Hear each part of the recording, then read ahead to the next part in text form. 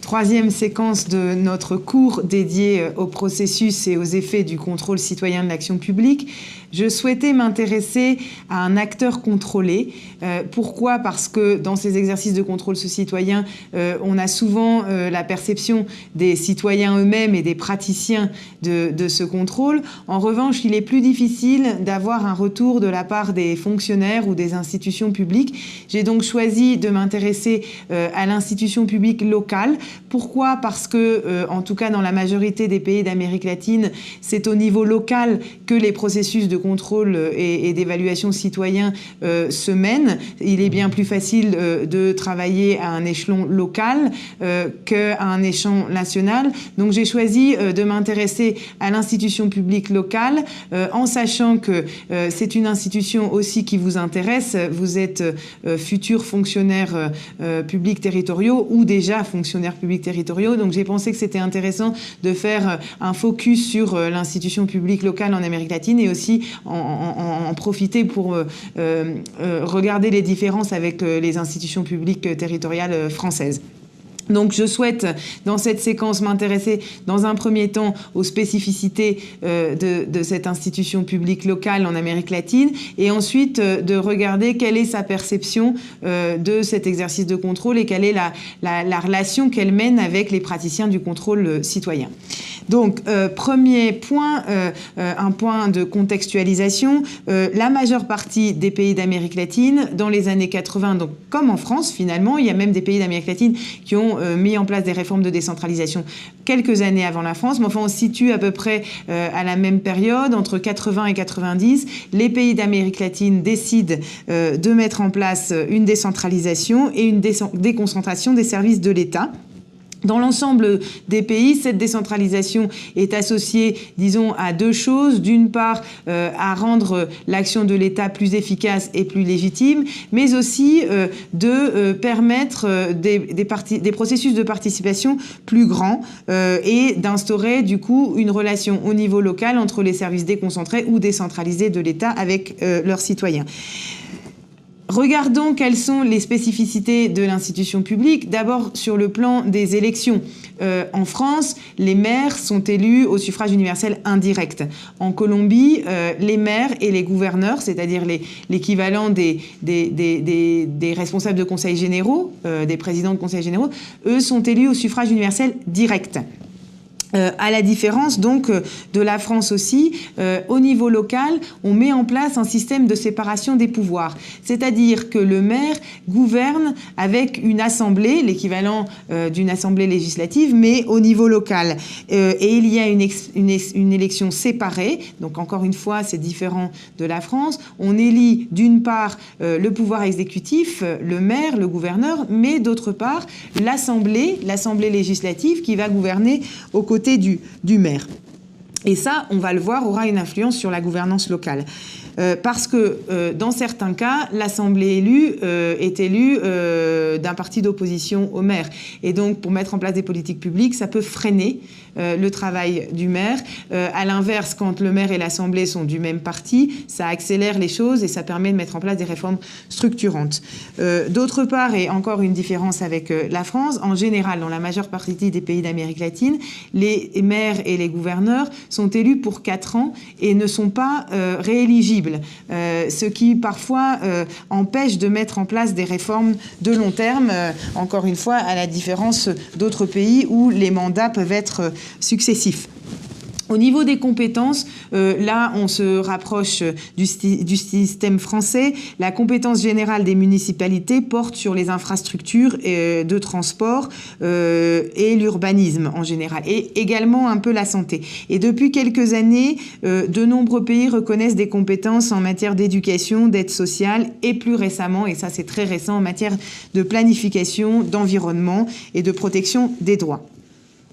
Enfin, au niveau des ressources, les municipalités latino-américaines disposent de 3 sources de financement: la fiscalité locale, qui est en général assez faible en Amérique latine, les transferts du gouvernement central et le recours à l'emprunt.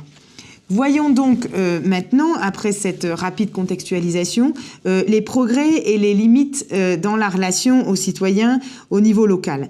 On peut voir que le niveau de confiance envers les institutions locales est souvent faible en Amérique latine, en grande partie pour des modes de fonctionnement clientélistes qui s'y opèrent et les niveaux importants de corruption. Par exemple, en Colombie, la moitié des municipalités ont été classées par l'organisation Transparency comme ayant des risques très très hauts de corruption. La moitié sur un pays, c'est un chiffre important. On a aussi une pratique qui est l'échange de favores, on appelle ça le troque, le troc des faveurs.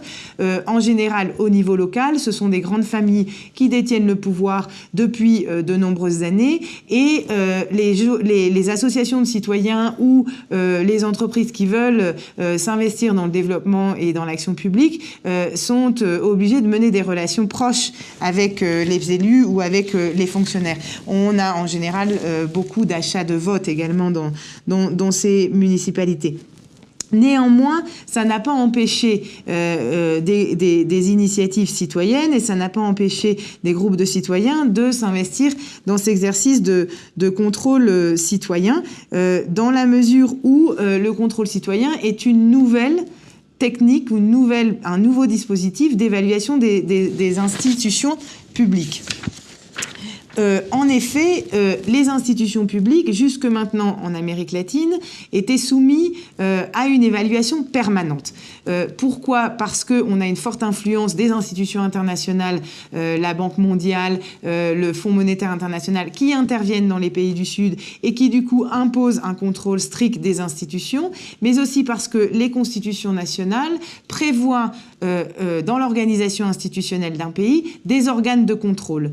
Et donc, il existe, indépendamment du contrôle citoyen au niveau local, des institutions spécialisées pour mettre en place des procédures de contrôle. Mais on se trouve alors ici dans une évaluation verticale, c'est-à-dire que c'est l'institution publique qui est évaluée par une autre institution publique. Et ce qui va parfois provoquer des problèmes pour des raisons idéologiques, pour des raisons de favores, pour des raisons de faveur, pour des raisons clientélistes.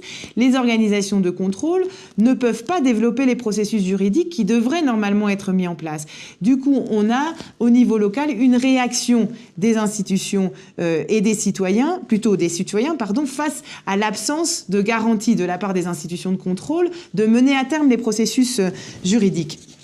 En effet, les citoyens considèrent parfois que le contrôle des institutions publiques sur d'autres institutions publiques n'est pas suffisant. Et du coup, on entreprend une évaluation citoyenne qui, là, est moins horizontale, elle est complètement verticale, c'est-à-dire des citoyens qui engagent un dialogue direct avec l'institution du bas vers le haut. Donc, une nouvelle forme d'évaluation au niveau local avec différentes façons de fonctionner. On peut avoir une évaluation uniquement sur les modes de corruption. Donc, il y a beaucoup d'organisations qui travaillent sur les indices de corruption au niveau local. D'autres institutions vont travailler, ou d'autres groupes de citoyens, vont travailler sur l'efficacité de l'État, sur la légitimité des actions ou des politiques publiques qui sont mises en place. Et on a aussi une forme d'évaluation qui est tout à fait intéressante, qui relie les institutions publiques, parfois les acteurs privés et les acteurs sociaux, autour de ce qu'on appelle des tables de concertation, dans lesquelles le maire, ses conseillers et les organisations sociales vont discuter avant un processus de mise en route d'une politique publique, ce qui permet d'avoir un suivi, avant la politique publique, pendant et ensuite. Et tout ça va provoquer un dialogue un peu plus, rapproché entre les gouvernants et les gouvernés. Les organisations sociales, qui étaient en général méfiantes, comme on le disait au départ, sur les institutions publiques, vont aussi comprendre le travail que mène un fonctionnaire au jour le jour. Et croyez-moi, dans beaucoup de municipalités des pays comme l'Équateur, la Bolivie, les fonctionnaires sont parfois démunis sur le plan matériel, n'ont pas forcément les ordinateurs pour travailler, ou parfois ne peuvent pas accélérer les procédures pour des raisons de contrôle ou pour manque de moyens. Du coup, le citoyen va aussi se rendre compte que l'institution publique locale a parfois de la bonne volonté. mais qu'elle ne peut pas toujours, pour des tas de raisons, travailler dans de bonnes conditions. À l'inverse, les fonctionnaires assez méfiants des groupes de citoyens, souvent catégorisés, souvent accusés de vouloir se mêler des affaires de l'État, vont aussi apprendre à reconnaître le sérieux, la rigueur, la capacité de diagnostic de ces citoyens. Il est donc évident que le contrôle citoyen va réactualiser la relation entre représentés et représentants à travers des dispositifs non électoraux. Et c'est ce qui fait en fait le caractère novateur de ces exercices de contrôle citoyen dans ne serait-ce que la relation et l'évolution des perceptions du fonctionnaire sur le citoyen et du citoyen sur le fonctionnaire.